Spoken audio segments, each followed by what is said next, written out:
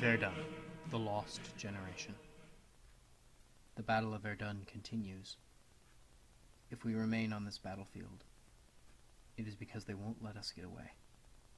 Jean Giono. Verdun. No other name struck such terror into the minds of First World War soldiers on either side. Mines were broken, villages shelled into dust, and green fields cratered to a moonscape over the 10-month-long battle. This quagmire of mud and blood claimed the lives of anywhere from 300,000 to 400,000 young men, consuming the flower of European youth in the immolation of trench warfare. The Battle of Verdun divides into the phases of movement, beginning in February 1916, and stagnation, which describes the later months of the battle. The first phase of the struggle at Verdun was one of movement. On February 21st, German General Erich von Falkenhayn launched Operation Gericht. He had realized that German offensives had been drawing things no closer to the end of the war, and so he planned for a new type of attack. The goal now was, quote, to bleed France white, end quote, to slaughter all of France's best soldiers and funnel the French army into a meat grinder of death at Verdun. Verdun was the city of France's pride, the shining pearl in the hearts of the French people, and was defended by 19 recently constructed forts. This made Verdun the most defensible place on earth. Falkenhayn believed that the best way to win the war at this point was to simply take the forts around Verdun, threatening the city, and let the French dash themselves against the Germans in an effort to save the city. He was right. In preparation for the attack upon Verdun, the Germans amassed over 1,000 heavy artillery guns, and over 2.5 million shells, some weighing in excess of 500 pounds. 50 divisions of nearly 20,000 men each were waiting to assault the French positions, which were defended by only 4 French divisions. Almost 1 million men swarmed up from hidden bunkers in the ground and overwhelmed the French defenders at Maucourt and Barbon. In the first 10 hours alone, the Germans fired 1 million shells into the French lines. This is a quote from an unknown soldier in battle. The artillery firing increased to such a degree that single explosions were no longer audible. There was nothing but one terrific tornado of noise. There were many unexploded duds among them, all of which made the house shake. Of course, the German advance completely overwhelmed the 4 French divisions, who were pushed back nearly 3.1 miles in only a week. The Germans assumed that the ring of forts around Verdun would be a challenge to take, but nobody could have prepared them for the ease with which Fort Douaumont, the biggest and best fort ever built, fell. The fall of Fort Douaumont shocked the French military. In the first years of the war, the French army had taken almost all of the heavy artillery guns from the forts around Verdun to help in the defense of other parts of the line, and the great impenetrable fortress of Douaumont was defended by only 56 old men and a handful of light field guns. The German light infantry, tasked with clearing a path for the main infantry assault on the fort, were surprised that they had met no resistance in approaching the fort. In truth, the French garrison had been so terrified by the storm of lead and steel above them that they had hidden deep within the bowels of the fort. The German officer in command of this light infantry battalion, fearing a trap, decided to find out why they weren't being fired upon. So he climbed into an open rifle port in the outer wall of the fort's moat. The officer single-handedly captured Fort Douaumont from the French without firing a single shot. This was a huge blow to the French military. Their greatest chance of holding Verdun had been taken in a single day, and they vowed to bitterly contest the German advance at the next fort, Fort Vaux. The siege of Fort Vaux was one of the proudest moments of the French military at Verdun. Defended by nearly 600 men, Vaux proved to be a major point of contention. The first attack, however, was less than ideal for the French. As German troops assaulted the fortification, a single German 420mm shell the size of a man struck the main cupola of the fort. The French garrison had, a year before, rigged the cupola for demolition with TNT, and when that huge shell struck that turret, the 12-inch thick steel cap went flying 50 feet into the sky. The cracked bits of it can still be seen at Vaux today. The top of the fort, which was mounded with earth to form a man-made hill, and the land around, was contested for nearly 6 months. The earth-covered top of the fortification was turned into a moonscape by artillery. The main assault to take Fort Vaux occurred on June 2nd, when the Germans surrounded the French position. The gallant 600 defenders fought day and night in the dark, deep underground for 150 hours without fresh food or water. The French defenders licked condensation from the walls in order to stave off death. Fighting in the claustrophobic tunnels, blinded by smoke from flamethrowers, deafened by grenades and shells, the defenders of Fort Vaux doggedly held the tight corridors and galleries underground. Men said that blood flowed down stairwells in the fort. When they finally surrendered, only 246 men could hobble out. A German soldier who was there said that the French immediately threw themselves at the nearest water-filled shell hole to gulp water, not noticing or not caring the bloated corpses floating in it. These precious 6 days slowed the German advance and began to precipitate a slow in the Germans' momentum. By the end of June, German soldiers were battle-weary, down to half their strength, and in a terrible condition. The battle stalled into a vicious back-and-forth fight for no man's land. At this point, General Philippe Pétain replaced the French commander in charge of the Verdun sector. He had a choice before him: to cut his losses and fall back to a better position, or to defend the militarily pointless city of Verdun. Pétain addressed the nation, swearing to the French people and the Germans, "On ne passe pas," or "they shall not pass." The Germans would not gain another meter of French soil except at great cost.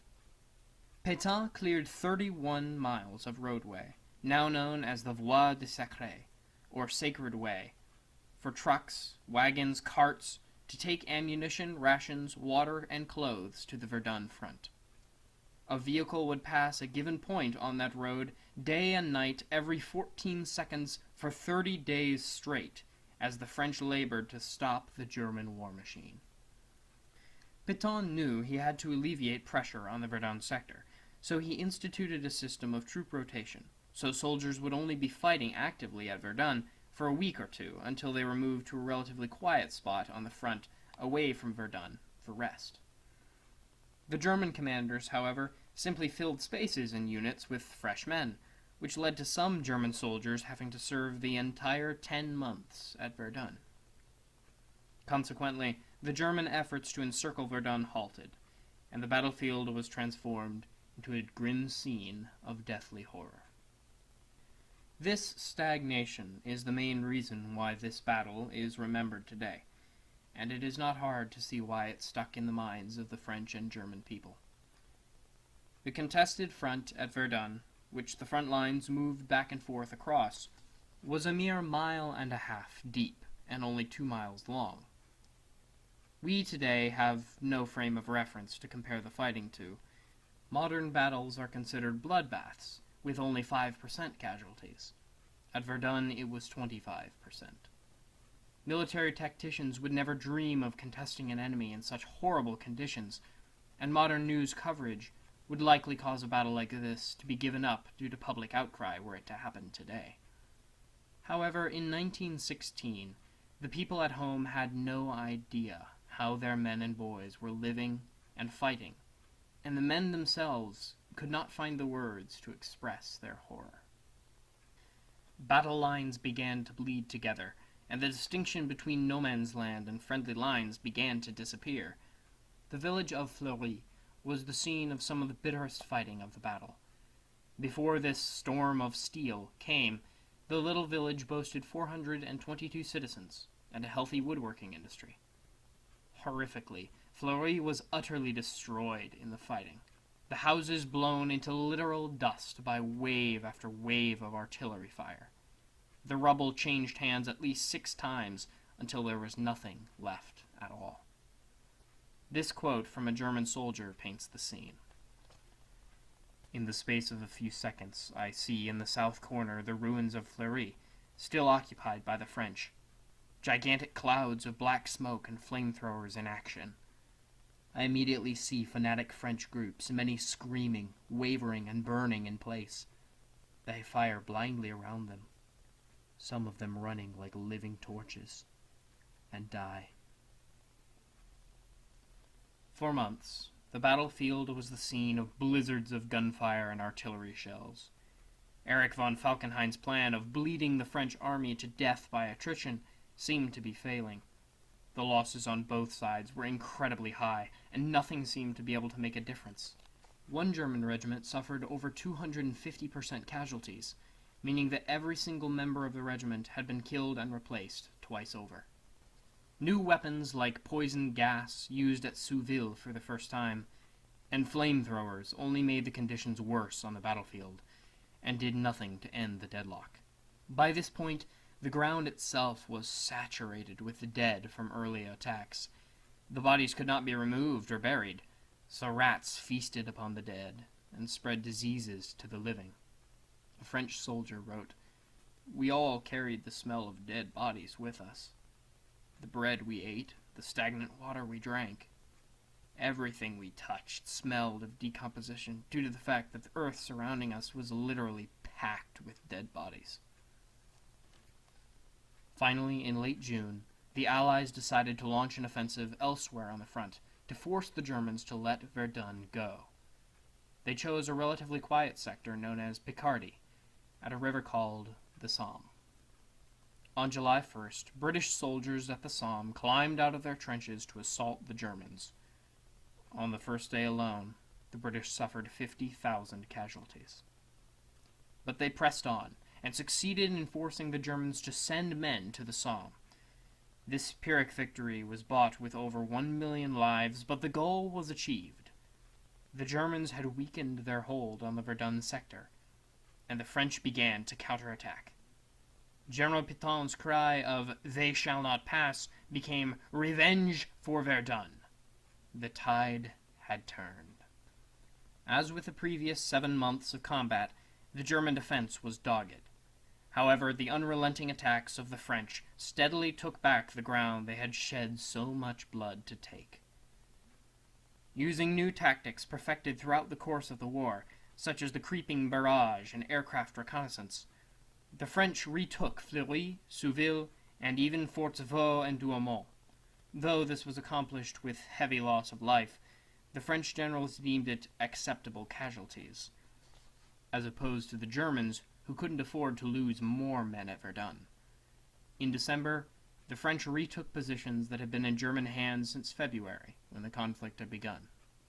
The German grip upon Verdun had been broken, and Operation Gericht had failed to end the war.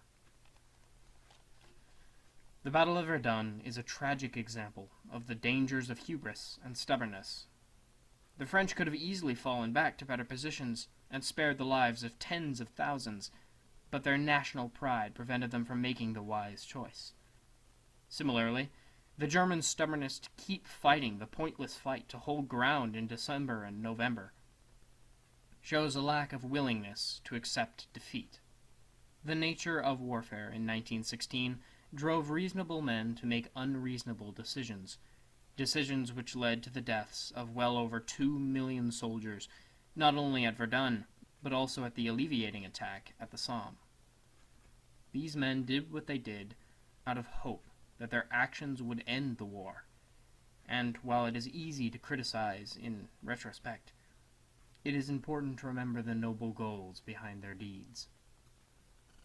But to the veterans of Verdun, the men who had seen the destruction of Fleury, the use of flamethrowers and gas at Vaux, and the immolation of the youth of Europe all over the battlefield, the reasons never really mattered.